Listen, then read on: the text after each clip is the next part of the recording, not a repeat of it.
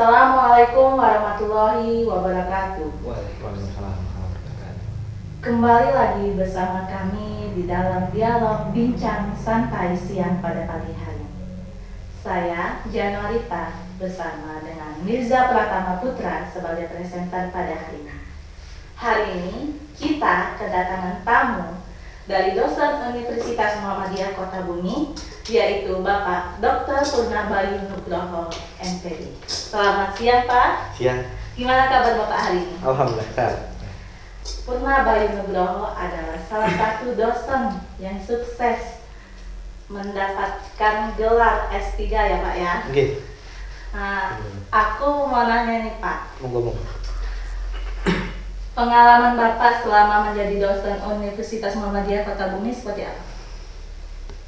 Kalau ditanya pengalaman ya luar biasa Mbak. Karena kalau saya flashback asal saya kan berasal dari yang bukan warga Lampung Utara, kemudian saya ditempatkan di Lampung Utara.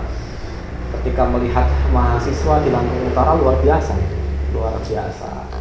dari sisi mental mahasiswanya luar biasa, dari sisi kecerdasannya punya karakteristik tersendiri, sehingga pengalaman menjadi dosen di UMKO itu tantangan yang luar biasa, sehingga butuh penyesuaian sampai 1 tahun saya betul-betul bisa menguasai medan di Lampung Utara, terutama di UMKO.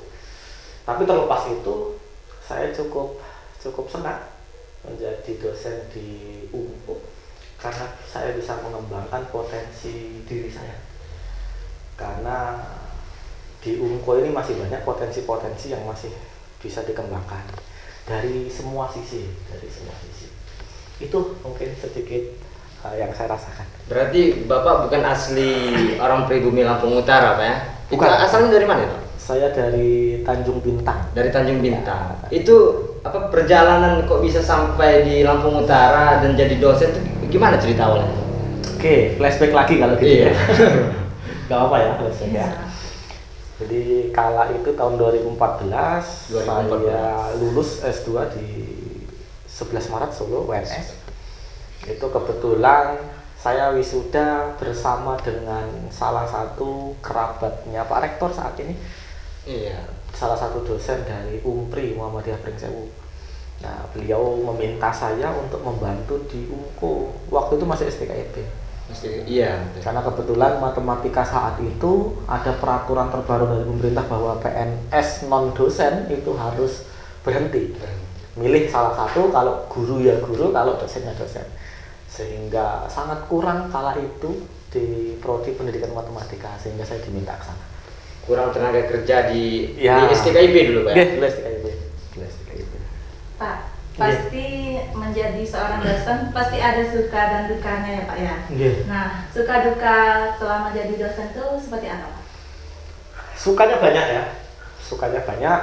Kalau kita punya ide itu bisa langsung diimplementasikan di UMKO. Karena UMKO terutama para pejabatnya, Pak Rektor, Wakil Rektor itu sangat open gitu, terhadap ide-ide dari dosen-dosen yang muda. Jadi itu yang cukup membuat saya suka. Beberapa hal potensi saya yang ada, yang ide-ide saya sampaikan ke pimpinan, langsung disetujui, tidak pernah dimentahkan. Nah, itu yang membuat saya makin suka menjadi dosen di UMKO. Hal-hal kebijakan yang memang dirasa baik menurut rektor atas usulan dosen-dosen muda itu cukup diterima. Itu yang buat saya suka. Mahasiswa juga sebagian besar juga ya welcome dengan dosen-dosen. Kalau dukanya itu dari sisi apa ya, kedisiplinan mahasiswa ketika masuk kelas itu saya merasa Kurang disiplin, Pak. Ya, cukup sedih sebetulnya ya, karena saya dulu di Jawa terbiasa ketika saya menjadi mahasiswa janjian dengan dosen itu paling telat saya itu setengah jam sebelum waktunya janjian dengan dosen. Kalau di Lampung Utara Nah, ini itu berbeda. Di Lampung Utara beda. Dosennya yang nunggu mahasiswa. paling cepat nunggu setengah jam. Itu Mbak, duka di dosen. Tapi semuanya saya sangat suka. Tahun 2019 itu kan launchingnya Universitas Muhammadiyah Kota Bumi. Nah, berapa wisuda pertama itu ada berapa mahasiswa? Waduh, waktu pertama kali menjadi Universitas Muhammadiyah Kota Bumi, kebetulan saya masih kuliah S3. Oh, lagi Sehingga ketika launching pun saya tidak bisa menghadiri karena masih S3 di Malang, sehingga jumlah wisuda tahun itu saya tidak terlalu mengetahui. Mungkin malah dari pihak sini yang lebih tahu, Pak Rizky mungkin lebih mengetahui. wisuda pertama itu ya. Ya, wisuda pertama. Tadi kan kita berbincang ini terus janda, flashback ke belakang. Sekarang yang kedepannya gimana nih proses universitas? Ada program apa di universitas ini kan? Oke. Janita. Pak, kemarin itu kan ada program magang Dudi. Menurut Bapak, apakah untuk kedepannya diadakan kembali program magang Dudi tersebut? Yeah. Jadi saya sedikit menceritakan ya kenapa ada magang Dudi. Jadi memang sekarang kurikulum di perguruan tinggi, seluruh perguruan tinggi sudah diwajibkan menggunakan kurikulum MBKM atau Merdeka Belajar Kampus Merdeka. Yang salah satu kegiatan dari 8 kegiatan MBKM itu salah satunya adalah magang di dunia usaha dan dunia industri. Dan saat ini kurikulum di UMKO semua sudah pakai itu, sehingga kedepannya magang Dudi itu pasti akan terus berlangsung. Untuk yang magang Dudi pertama ini memang kita UMKO menjadi satu-satunya perguruan tinggi swasta yang ada di Lampung yang memperoleh bantuan dana sebagai percontohan mengadakan magang Dudi. Ada 2 sebetulnya di Lampung yang mendapatkan hibah PKKM yang mengawali magang Dudi, yang satunya itu perguruan tinggi negeri ya, yaitu ITERA ya. ITERA.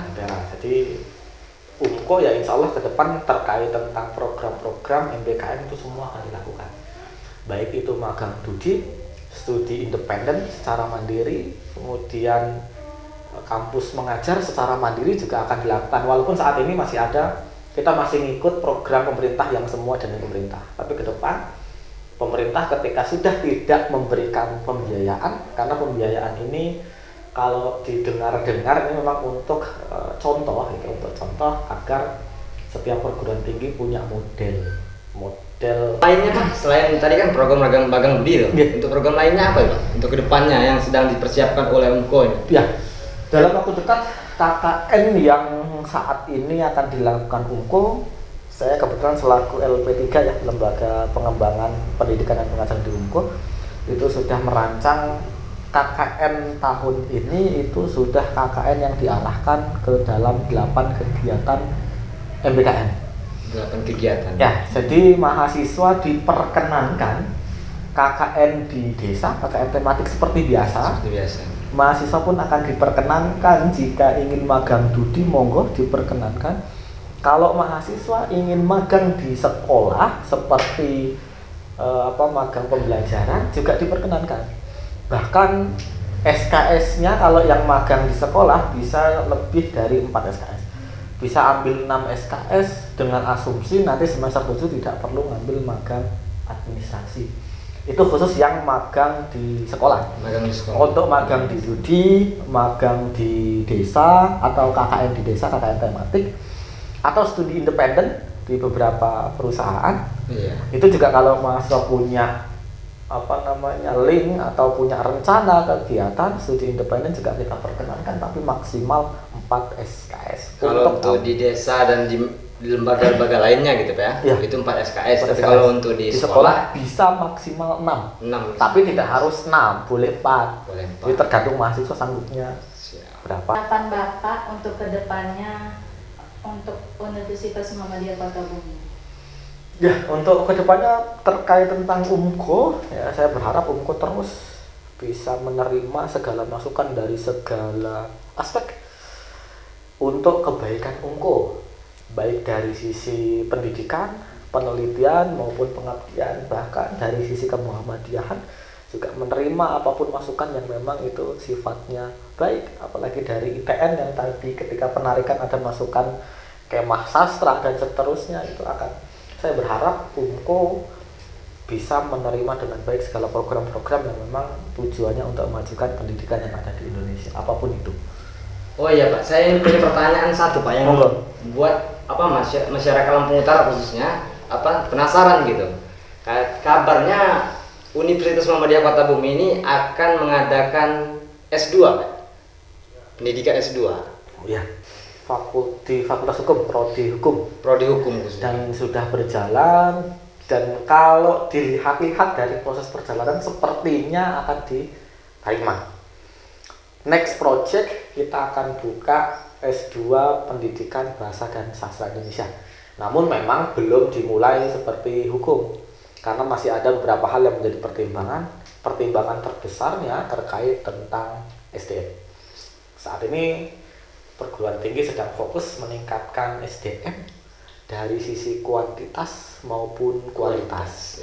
Kualitas yang dimaksud itu peningkatan jenjang akademik. Jadi kalau di dosen itu kan ada asisten ahli, ada lektor kepala, sampai guru besar atau profesor, itu yang ditingkatkan dari sisi kualitas. Tapi kalau Fakultas Hukum sudah Fakultas Hukum saat ini SDM-nya sudah mencukupi untuk buka S2, dan dilihat dari perkembangannya kemungkinan besar dalam waktu dekat akan diterima. Tinggal kita tunggu nanti SK dari kementerian, namun memang kita belum bisa publish. Karena memang selagi UMKO itu termasuk perguruan tinggi yang betul-betul memegang memegang teguh aturan yang sudah ditetapkan pemerintah. Jadi tidak sembarang woro-woro langsung buka padahal SK belum turun. Jadi UMKO akan betul-betul promosi, betul-betul menerima mahasiswa kalau SK itu sudah turun. Berarti khususnya untuk masyarakat Lampung Utara yang ingin melanjutkan jenjang studinya ke S2, kita tidak perlu jauh-jauh lagi. Karena di UMKO sudah mempersiapkan khususnya untuk Fakultas Hukum. Ya, mungkin ada yang ditambahkan ya? Mungkin cukup saja ya. Oke. Siap. Terima kasih untuk Pak Purna Bayu Nugroho untuk Ya, waktunya ya Pak ya siang ini. Saya juga terima kasih. Saya Janalita dan rekan saya Mirza Pratama Putra mengundurkan diri. Terima kasih. Salam Indonesia. Wassalamualaikum warahmatullahi wabarakatuh.